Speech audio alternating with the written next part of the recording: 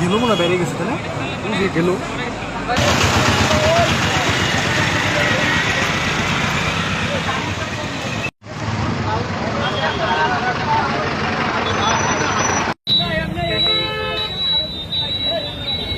আমি sub inspector Siddharth, Ramnagar highway থানা।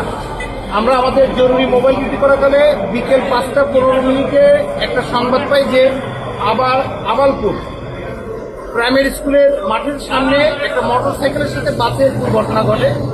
মোটরসাইকেলে 3 জন ছিল, একটা জিক্সার মোটরসাইকেল, যে মোটরসাইকেলটা তারা মাগুরা থেকে যশোর ঝিনেদাগামী ছিল, আর একটা বাস যেটা ঝিনেদা থেকে মাগুরাগামী বাস। মোটরসাইকেলটা একটা বাসকে ওভারটেক করতে যেয়ে বাসের সাথে মুখোমুখি সংঘর্ষ হয়। ঘটনাস্থলে 2 জন নিহত হয় এবং একজন গুরুতর আহত অবস্থায় আমরা ঘটনাস্থল থেকে মাগুরা সদর হাসপাতালে প্রেরণ করি। হাসপাতালে চিকিৎসাধীন অবস্থায় উনিও মারা গেছে। আমরা লাশের শনাক্ত করার চেষ্টা করছি। ইন্ডিভিজুয়ালি কিছু নামধাম পেয়েছি, এটা সঠিক কিনা যাচাই অন্তে আমরা পরবর্তীতে বিস্তারিত জানাবো।